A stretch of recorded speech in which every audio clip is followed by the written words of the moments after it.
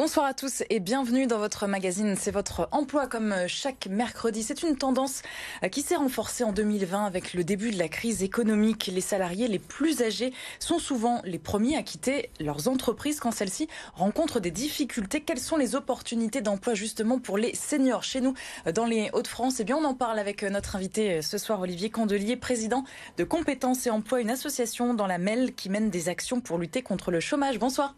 Bonsoir Marie. Merci beaucoup d'être avec nous en plateau ce soir et comme chaque semaine, Thibaut Cotin de L4M nous accompagne. Bonsoir Thibaut. Bonsoir Marie. Et on commence bien sûr avec quelques chiffres justement autour de l'emploi des seniors.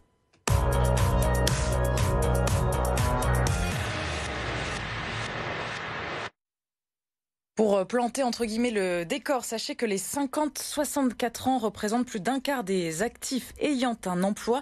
Le chômage des seniors a doublé en 10 ans pendant que celui des jeunes a diminué de 12%. Et enfin, un demandeur d'emploi sur 4 a plus de 50 ans. Alors Olivier Candelier, je rebondis sur ce chiffre assez effarant.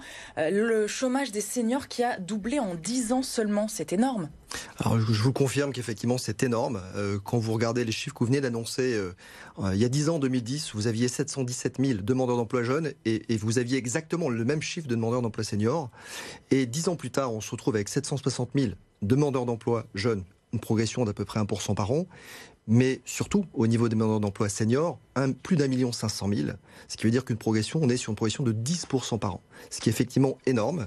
Ce qui relève effectivement que d'un côté, on a une politique très volontariste sur les jeunes. Mais comment on l'explique cette hausse flagrante et impressionnante? Sur le flagrant, pour pouvoir effectivement réguler une progression comme celle-ci, il faut une politique volontariste. Aujourd'hui, en termes d'accompagnement sur les seniors, vous n'avez pas de politique concrète qui accompagne, de dispositifs, voire même de primes à l'embauche, qui nous permet effectivement aujourd'hui de réguler ces chiffres. En revanche, sur le sujet des jeunes, et tant mieux par ailleurs, oui. On a des primes à l'embauche, des primes à l'apprentissage, on a des missions locales, on a des dispositifs effectivement même parfois européens qui encouragent effectivement tout ça. Et je le répète, encore tant mieux. Néanmoins, sur les seniors, on a un vrai sujet, un sujet qu'on va devoir effectivement régler très rapidement, puisqu'on ne peut plus effectivement avoir ce niveau de progression de 10% par an qui est à mon sens insoutenable. Donc la situation, elle se dégrade avec la crise économique actuelle. Est-ce que vous êtes inquiet pour l'avenir professionnel de ces publics? Alors oui, je suis complètement inquiet, puisque comme je vous l'ai indiqué, sans avoir derrière ça vraiment un plan Marshall pour pouvoir avancer sur ce sujet, ça va être effectivement compliqué. Les seniors, ce sont les premiers. Souvent, lorsque vous avez un plan social ou effectivement un licenciement derrière ça, c'est les premiers effectivement à être touchés. Là-dessus, il est important qu'on puisse mettre en place ce fameux plan Marshall. Alors ça veut dire quoi? Ça veut dire qu'au niveau de l'État, au niveau des grandes collectivités, je pense la région, le département, les métropoles, qu'il y ait des mobilisations concrètes aujourd'hui qui soient faites pour qu'on prenne le sujet en main à bras-le-corps et qu'on avance effectivement là-dessus. Alors comment, je reviens sur ce mal justement de l'emploi des seniors, on va revenir sur vos actions avec votre association dans la métropole lilloise, mais c'est quoi? Il y a une forme de discrimination du coup des seniors? On le disait en introduction, ce sont souvent les premiers à partir quand il y a des PSE ou encore des licenciements du coup. Comment on peut faire?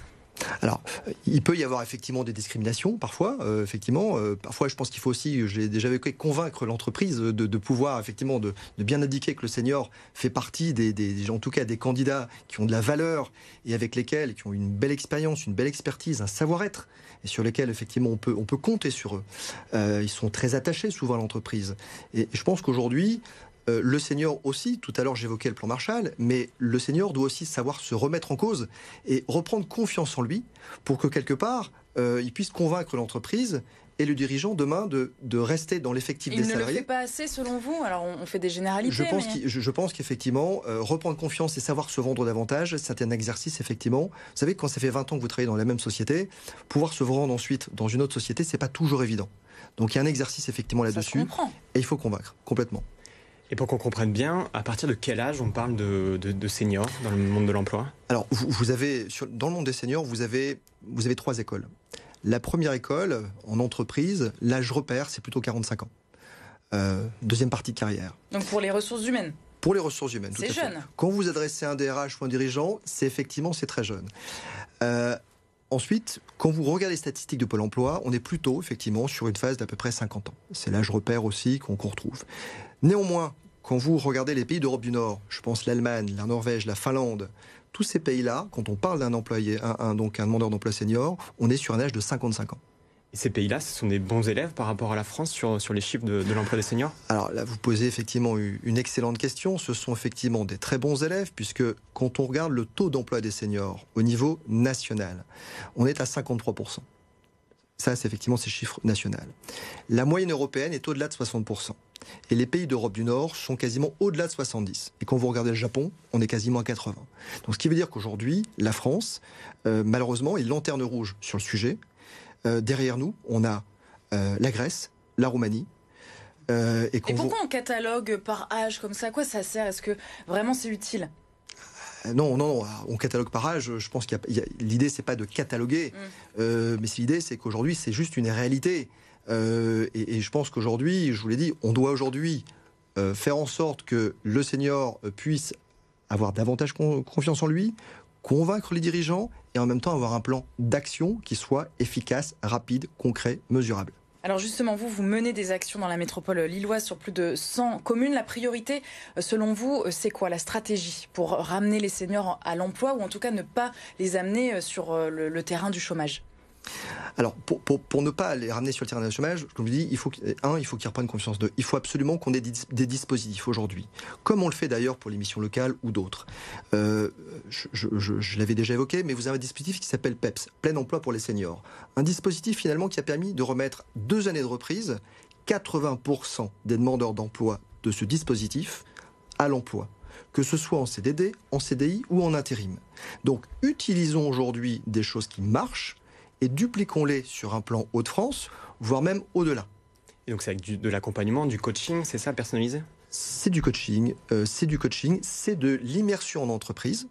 On apprend à se vendre en entreprise, c'est du coaching, et c'est aussi une prospection faite auprès des entreprises du territoire.